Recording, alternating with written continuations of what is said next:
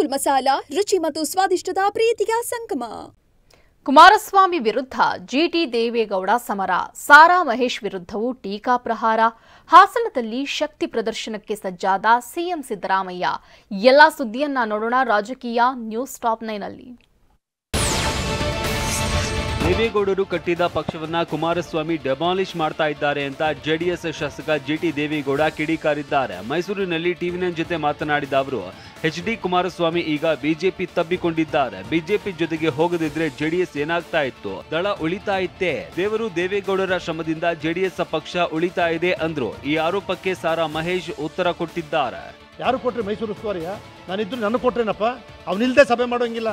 Kumaraswamy JDS Deve Gowda ಕಟ್ಟಿರೋ ಪಕ್ಷವನ್ನ demolish ಮಾಡವ್ರೆ. ಈಗ ಯಾಕೆ ಹೋಯ್ತು? ಬಿಜೆಪಿ ತಬ್ಕೊಂಡವ್ರಲ್ಲ. ಈಗ ಬಿಜೆಪಿ ಸಿಕ್ತಲ್ಲ. ಈಗ ಬಿಜೆಪಿ ಜೊತೆ ಹೋಗದೆ ಏನಾಯ್ತೀರಿ ಇವ್ರೀಗ? ಕುಮಾರಸ್ವಾಮಿಯಿಂದ ಅನ್ಯಾಯ ಆಯಿತು, ದೇವೇಗೌಡರಿಂದ ಅನ್ಯಾಯ ಆಯಿತು. ಅರ್ಥ ಆಯ್ತಾ? ಆದರೆ ನಾನು ಹಿಂದೆ ಏನೂ ಇಲ್ಲದೆ ಇದ್ದಾಗ ನನ್ನನ್ನು ಕರ್ಕೊಬಂದು ಈ ಸ್ಟೇಜಿಗೆ ಮಾಡೋರಲ್ಲ, ಅದನ್ನೆಲ್ಲ ಮರ್ತ್ಬಿಡ್ತೀವಿ. ವ್ಯವಸ್ಥೆ ಹಿಂಗಾಗಿದೆ. ನಾನು ಈಗೇನೋ ಆಸೆ ಇಟ್ಕೊಂಡಿದ್ದೀನಿ ಅಂದ್ಕೊಳ್ಳಿ, ಆಗದೆ ಹೋದರೆ ನಾಳೆ ಕುಮಾರನ ಬೈಯೋದು. ಆಯಿತಾ? ಇದು ರಾಜಕೀಯದ ವ್ಯವಸ್ಥೆ. ಚನ್ನಪಟ್ಟಣ ಪ್ರಚಾರಕ್ಕೆ ಕರೆಯಲಿಲ್ಲ, ನಾನು ಹೋಗಿಲ್ಲ ಅಂತ ಶಾಸಕ ಜಿಟಿ ದೇವೇಗೌಡ ಬೇಸರ ಹೊರಹಾಕಿದ್ದಾರೆ. ಮೈಸೂರಲ್ಲಿ ಮಾತನಾಡಿದ ಅವರು, ಪ್ರಚಾರಕ್ಕೆ ಯಾಕೆ ಕರೆದಿಲ್ಲ ಅಂತ ಕುಮಾರಸ್ವಾಮಿ ಅವರನ್ನೇ ಕೇಳಬೇಕು ಅಂತಂದ್ರು. ಇದಕ್ಕೆ ತಿರುಗೇಟು ಕೊಟ್ಟಿರುವ ಸಾರಾ ಮಹೇಶ್, ದೇವೇಗೌಡರೇ ಕರೆ ಮಾಡಿದ್ರು ಅಂತ ಹೇಳಿದ್ದಾರೆ. ಚನ್ನಪಟ್ಟಣ ಚುನಾವಣೆಗೆ ನಾನು ಹೋಗಿಲ್ಲ, ನನ್ನ ಕರೆದಿಲ್ಲ ಪಕ್ಷ, ನಾನು ಹೋಗಿಲ್ಲ. ಅದರಿಂದ ಯಾಕೆ ಹಿಂಗಾಗಿದೆ ಅಂತಕ್ಕಂಥದ್ದು ಪೂರ್ಣ ಗೊತ್ತಾಗೋದು ಕುಮಾರಸ್ವಾಮಿ ಅವರು ಒಬ್ರಿಗೇನೆ. ದೇವೇಗೌಡರು ಸಾಹೇಬರು ಅವ್ರ ಜೊತೆ ಮಾತನಾಡಿ ಪ್ರಚಾರಕ್ಕೆ ಕರೆದಿದ್ದಾರೆ. ಇನ್ಯಾರು ಕರೀಬೇಕು? ನೀವು ದೇವೇಗೌಡ ಸಾಹೇಬ್ರ ಜೊತೆ ಮಾತಾಡಿ. ದೇವೇಗೌಡ ಸಾಹೇಬ್ರು ಕೇಳಿ, ದೇವೇಗೌಡ ಸಾಹೇಬ್ರು ಕೇಳಿ ಅನ್ನಲ್ಲ. ದೇವೇಗೌಡ ಸಾಹೇಬ್ರನ್ನ ಫೋನ್ ಮಾಡೋರ ಇಲ್ವಾ ಅಂತ ಅವ್ರನ್ನ ಕೇಳಿ. ಜಿಟಿ ದೇವೇಗೌಡರು ಯಾವ ಗೌರವ ಕೊಡಬೇಕು ಅದನ್ನ ಕೊಟ್ಟಿದ್ದೇವೆ ಅಂತ ನಿಖಿಲ್ ಕುಮಾರಸ್ವಾಮಿ ಹೇಳಿದ್ದಾರೆ. ಬೆಂಗಳೂರಲ್ಲಿ ಮಾತನಾಡಿದ ಅವರು, ಜಿಟಿಡಿ ಹಿರಿಯರು, ರಾಜಕೀಯದಲ್ಲಿ ಬಹಳ ಅನುಭವ ಇದೆ, ಅವರು ಯಾವ ಅರ್ಥದಲ್ಲಿ ಮಾತನಾಡಿದ್ದಾರೋ ಗೊತ್ತಿಲ್ಲ ಅಂತ ಹೇಳಿದ್ರು. ಇರಲಿ ಪಾಪ, ಅವರು ಹಿರಿಯರಿದ್ದಾರೆ, ರಾಜಕಾರಣದಲ್ಲಿ ಭಾಳ ಅನುಭವಿಸ್ತಿದ್ದಾರೆ. ಯಾವೊಂದು ಅರ್ಥದಲ್ಲಿ ಹೇಳಿದ್ದಾರೆ ನನಗೆ ಗೊತ್ತಿಲ್ಲ. ಆದರೆ ಅದ್ರ ಬಗ್ಗೆ ನಾನೇನು ಪ್ರತಿಕ್ರಿಯೆ ಕೊಡಲಿಕ್ಕೆ ಹೋಗೋದಿಲ್ಲ. ಯಾಕಂದ್ರೆ ನಮ್ಮ ಪಕ್ಷದ ಶಾಸಕರಿದ್ದಾರೆ, ಹಿರಿಯರಿದ್ದಾರೆ, ಕೋರ್ ಕಮಿಟಿ ಅಧ್ಯಕ್ಷರು ಕೂಡ ಇದ್ದಾರೆ. ಹಾಗಾಗಿ ಅವರ ಒಂದು ಸ್ಥಾನಕ್ಕೆ ಗೌರವ ಕೊಡ್ತಕ್ಕಂಥದ್ದಾಗಬೇಕು. ಆ ಗೌರವನ ನಾನು ಕೊಡ್ತೇನೆ. ಉಪಚುನಾವಣೆ ನಡೆದ 3 ಕ್ಷೇತ್ರಗಳನ್ನು ಬಾಚಿಕೊಳ್ಳುವಲ್ಲಿ ಸಿದ್ದರಾಮಯ್ಯ ಡಿಕೆ ಶಿವಕುಮಾರ್ ಜೋಡಿ ಯಶಸ್ವಿಯಾಗಿದೆ. ಇದೇ ಗೆಲುವು ಸಿದ್ದರಾಮಯ್ಯಗೆ ಆನೆ ಬಲ ತಂದುಕೊಟ್ಟಿದೆ. ಹೈಕಮಾಂಡ್ ಮಟ್ಟದಲ್ಲೂ ಪವರ್ಫುಲ್ ಆಗಿ ಹೊರಹೊಮ್ಮುವಂತೆ ಮಾಡಿದೆ. ಹೀಗಾಗಿನೇ ಸಿಎಂ ಸ್ಥಾನ ಅಬಾಧಿತ ಅನ್ನೋ ಮಾತುಗಳು ಜೋರಾಗಿ ಕೇಳಿ ಬರ್ತಾ ಇವೆ. ಸಿದ್ದರಾಮಯ್ಯನವರ ಸ್ಥಾನ ಈಗ ಅಬಾಧಿತ ಅಲ್ಲ ಅಂತ ಹೇಳಿದ್ದು ಮುಂಚೆನೂ ಹೇಳಿದರು. ನಮ್ಮ ಡಿ ಕೆ ಶಿವಕುಮಾರ್ ಅವರು, ನಮ್ಮ ಅಧ್ಯಕ್ಷರೇ ಹೇಳಿದ್ದಾರೆ, ನಾನು ಹೇಳ್ತೀನಿ, ಎಲ್ಲ ಮಂತ್ರಿಗಳು ಹೇಳಿದ್ದಾರೆ, ಹೈಕಮಾಂಡ್ ಹೇಳಿದೆ. ಎಲ್ಲರೂ ನಾವು ಸಿದ್ದರಾಮಯ್ಯನವ್ರ ಸ್ಥಾನ ಅಬಾಧಿತ ಅಂತಲೇ ಹೇಳುವಂಥದ್ದು. ಸಿದ್ದರಾಮಯ್ಯನವರು ಇಡಿ ಭ್ರಷ್ಟಾಚಾರ ಇವೆಲ್ಲ ಆಗೋಗಿದೆ, ಭರವಸೆಗಳು ಕೊಟ್ಟಿದ್ದು ನಾವು ಅನುಷ್ಠಾನಕ್ಕೆ ತಂದಿಲ್ಲ, ಅದಕ್ಕೆ ಸೋಲುವುದು, ಆಮೇಲೆ ನಾವು ಬದಲಾವಣೆ ಮಾಡಬೇಕು ಅಂತೇಳಿ ಕೆಲವರು ತಿರುಕನ ಕನಸು ಕಾಣ್ತಾ ಇದ್ರು. ಮತ್ತು ಆವಾಗ ಮರಿ ಯಡಿಯೂರಪ್ಪನವ್ರು ಹೇಳ್ತಾ ಇದ್ರು.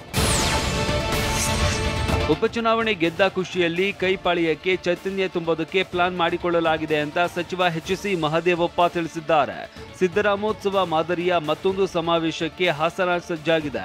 ಸಿಎಂ ಆಪ್ತ ಸಚಿವರು, ಅಭಿಮಾನಿಗಳು ನಿನ್ನೆ ಸಭೆ ನಡೆಸಿ ಡಿಸೆಂಬರ್ 15ಕ್ಕೆ ಶಕ್ತಿ ಪ್ರದರ್ಶನ ಮಾಡಬೇಕು ಅಂತ ತೀರ್ಮಾನಿಸಿದ್ದಾರೆ. ಅಂಥ ಒಂದು ಮಹಾನಾಯಕರಿಗೆ ನಾವೆಲ್ಲ ಸೇರಿ ಬೆಂಬಲ ಮತ್ತು ಅವರಿಗೆ ಅಭಿನಂದನೆಗಳನ್ನು ಹೇಳಬೇಕು ಅಂತಕ್ಕಂಥದ್ದು ಅವರ ಉದ್ದೇಶ. ಆ ಕಾರಣಕ್ಕೆ ಸಮಾವೇಶದ ಸಂಘಟನೆ.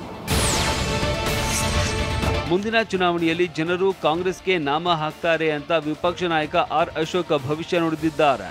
ಮಂಡ್ಯ ಜಿಲ್ಲೆಯ ತಗ್ಗಳ್ಳಿಯಲ್ಲಿ ಮಾತನಾಡಿದ ಅವರು, ಉಪಚುನಾವಣೆ ಫಲಿತಾಂಶ ರಾಜ್ಯದ ಭವಿಷ್ಯದ ಚುನಾವಣೆಯಲ್ಲ.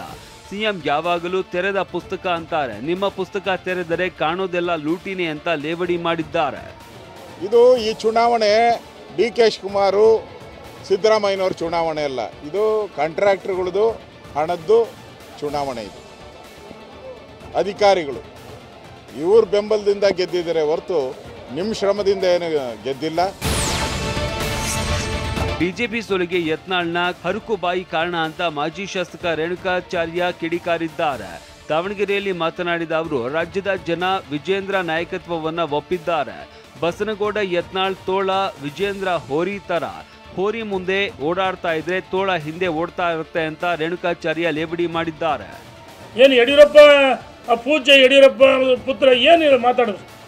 ಸೋಲಿಗೆ ಹರುಕುಬಾಯಿ ನಿಮ್ಮ ಹರಿತವಾದ ಏನು ಹೊಲಸು ನಾಲಿಗಿದೆಯಲ್ಲ, ಇದು ಸೋಲಿಗೆ ಕಾರಣ.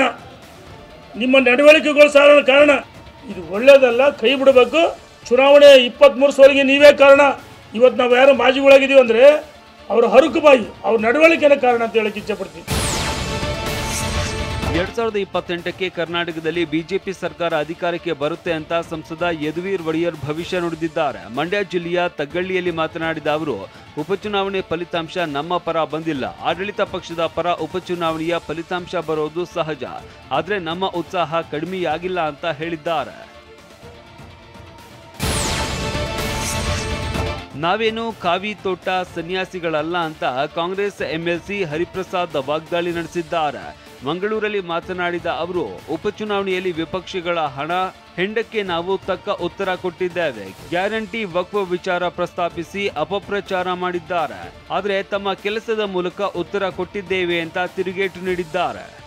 ಅವ್ರು ಯಾವ ರೀತಿ ಪೈಪೋಟಿ ಮಾಡಿದ್ರು ನೋಡಿ ಬಿಜೆಪಿಯವರು, ಆ ಬಿಜೆಪಿಯವರು ಸರಿಯಾದ ಪೈಪೋಟಿ ನಾವು ಮಾಡಿದ್ವಿ. ಹಣದಲ್ಲಿರ್ಬೋದು, ಹೆಣ್ಣದಲ್ಲಿರ್ಬೋದು, ಯಾವುದೇ ಇರ್ಬೋದು, ಅವ್ರು ಸರಿಯಾದ ಪೈಪೋಟಿ ನಾವು ಸಹ ಮಾಡಿದ್ದೇವೆ.